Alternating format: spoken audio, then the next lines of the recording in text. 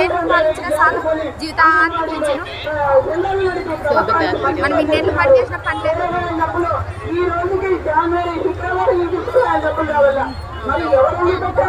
Petroleum ఉద్యోగులు ఎందుకు పెట్టారో తెలిసి ఈ రోజు 23 రోజులు సమ్మెలో దిగితే ఒక రోజు కూరగాయలు కొనలేని పరిస్థితి పెట్రోలియం ఉద్యోగులు.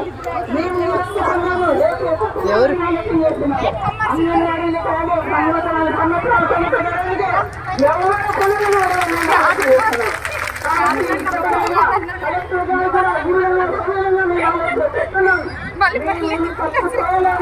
మా పైన ఎందుకండి మేము ఆలోచిస్తున్నాం. మా సమస్య పరిష్కరించను. మీతో వచ్చినట్టు వారికి తెలియకపోండి.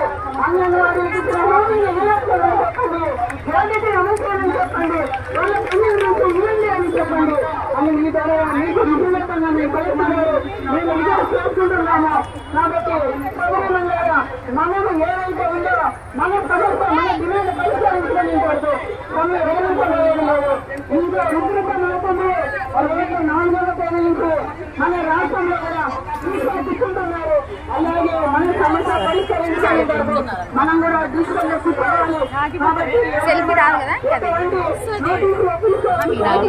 రాదు. చూసినా అయితే మాట్లాడాలని తూచా చెప్పుకున్నా మనమందరం కూడా ఏ అధికారులు బెదిరించినా కూడా ఇప్పుడు అందరికీ కూడా మీకు సిడి పోస్ట్ మెసేజ్ పెడుతున్నారేమో అవన్నీ కూడా మేము చేయడం. మాకు ఏదైతే మన రాష్ట్ర కమిటీ నుంచి పిలుపు వస్తుందో అలాగే మనకు మంత్రి గారు ఏదైతే హామీ ఇచ్చేంత వరకు మనం ఈ సమ్మెని కొనసాగిస్తామని చెప్పేసి మీ అందరికీ ఈ సభాముఖంగా తెలియజేస్తున్నాం. Comment okay comment. ఇప్పుడు మన జిల్లా మాజీ సిపిఎం కార్యదర్శి రాంభూపాలన్న గారు మాట్లాడతారు.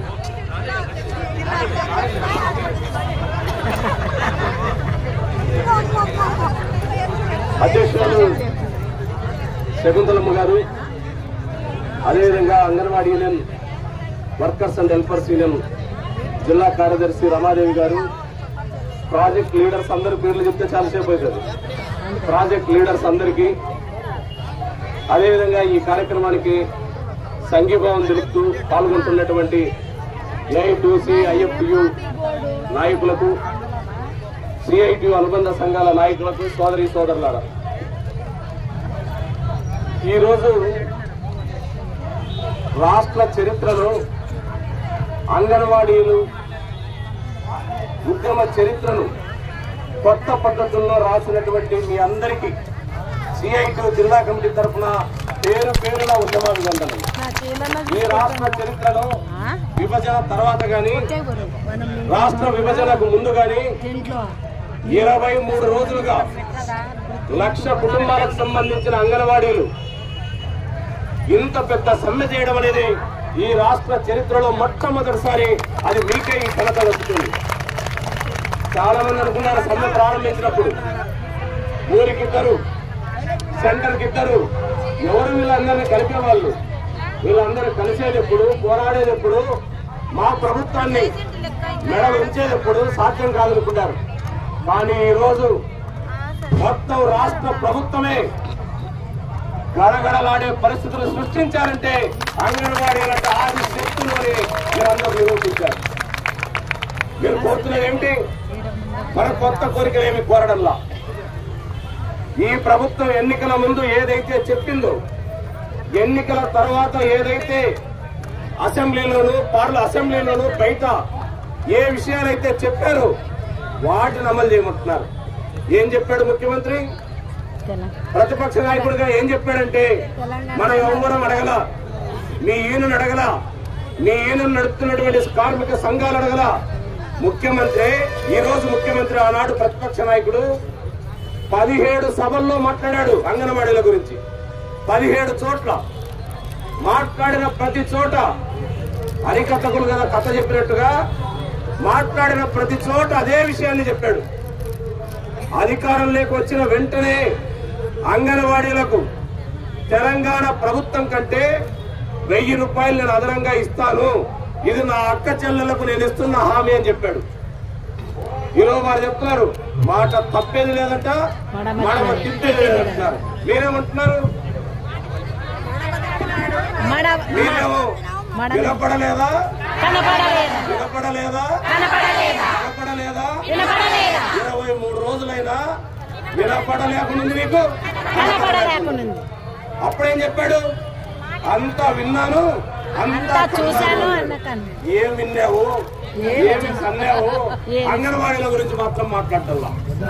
ఈ రోజు మనం ఈ సమ్మె చేస్తుంటే ప్రభుత్వం వారు ఓవైపు చర్చలు జరిపి నాయకులకేమో లోపల మంచి మాటలు చెప్తున్నారు, బయటకు వచ్చి అధికారులు, కలెక్టర్లు, మంత్రులు బెదిరింపులు పాల్పడుతున్నారు. అయ్యా నీకు కొత్తేమో జగన్మోహన్ రెడ్డి గారు, నీకు మీ మంత్రులు, కొత్త మంత్రులకు కొత్తేమో అంగన్వాడీలు. పెద్ద ఆయన ఉన్నాడు కదా అసెంబ్లీలో, సాక్ష్యం ఉన్నాడు కదా పెద్ద ఆయన, అందరికంటే సీనియర్ మోస్ట్ అసెంబ్లీలో ఎమ్మెల్యే ఒక ఆయన ఉన్నాడు. ఎవరైనా? చంద్రబాబు నాయుడు గారు ఉన్నారు కదా. ఒక్క మాట ఆయన అడిగి చెప్పడా అంగన్వాడీలు అంటే ఏందో, వాళ్ళ సత్తా ఏందో? చంద్రబాబు నాయుడు అడగండి, సీనియర్ మోస్ట్ ఆయన ఉన్నాడు అక్కడ. ఒక్కసారి గుణాలతో దొక్కిస్తే 10 ఏళ్ళు అరణ్యవాసం పట్టా.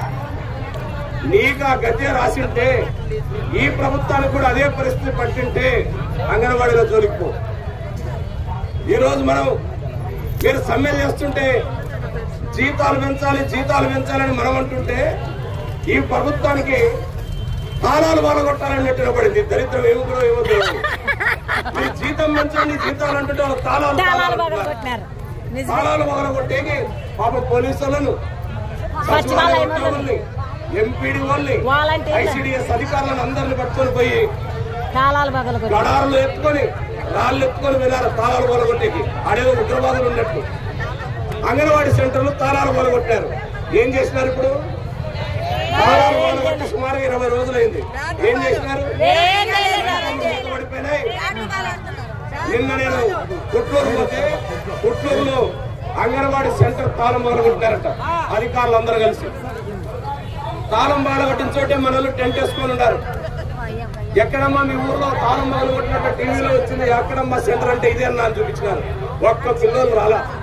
ఆ ఊర్లో వాళ్ళని అడిగాం, ఏమైనా సెంటర్ తాళం మొదలుగొట్టారు కదా, ఏమన్నా ఇంత చెక్కినాను, అప్పుడప్పుడు ఇంత తిండి ఏమైనా పెట్టారంటే పగలగొట్టిన రోజు పోయిన పుణ్యాత్తుల తప్ప మళ్ళా కనపడలే అన్నారు. అంటే వీళ్ళు ఏం చేసినారు? తాళం పగలగొట్టేకి ఇంత పెద్ద ప్రభుత్వం అధికారులందరినీ వాడింది. పక్కనే మన కూడేరు మండలం ఉంది.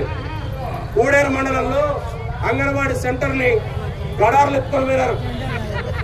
ఊరికపోతే బాగుండదు లేదు, పీర్ల స్వామిలో ఎత్తుకున్నారు. ఓడు ఎత్తుకొని పోయి వీడియోలు తీసినారు. ఇటు నుంచి ఆటి వరకు లైవ్ ఆడ తీసుకుపోయి ఆ వీడియోల్లో గడార్తో తాళం మొదలుగొట్టినారు. మనం అన్నాం మరుసటి రోజు, ఏమబ్బా తాళం మొదలుగొట్టిన పిల్లలు ఎవరు లేరని మీరు అన్నారు. పిల్లలు లేరని మమ్మల్ని హేళన చేస్తారా అని చెప్పి ఓ సచివాలయ ఉద్యోగిని కేటాయించినారు కూడేరులో. నువ్వు ఏ పరిస్థితుల్లో ఆ సెంటర్ నడపాలా, ఆడ పిల్లలు కనపడాలా, పిల్లలు కనపడినట్లు మాకు వీడియో తీసి కలెక్టర్ గారికి పెట్టాలా అని చెప్పినారట. పాపం ఇది ఎక్కడ బాధరా నాకు, నేను చేసే ఉద్యోగం ఏంది, చేసే పని ఏంది అనుకున్నాడు ఆ సచివాలయం ఉద్యోగి. ఊర్లో అక్క అమ్మని అడిగినాడట, అమ్మ మీ పిల్లలు ఉంటే పంపి సెంటర్ లో పెట్టుకొని ఫోటో తీస్తానే పంపిస్తానన్నాడు. పాప పిల్లలు పంపించినారు వాళ్ళకి ఇద్దరిని. పిల్లలను ఎత్తుకొని పోయినాడు సెంటర్లోకి. ఆడికి పోతానే సెంటర్ లో ఆయా కనపల్లా, టీచర్ కనపల్లా. పిల్లలు ఏడవడం మొదలు పెట్టారు.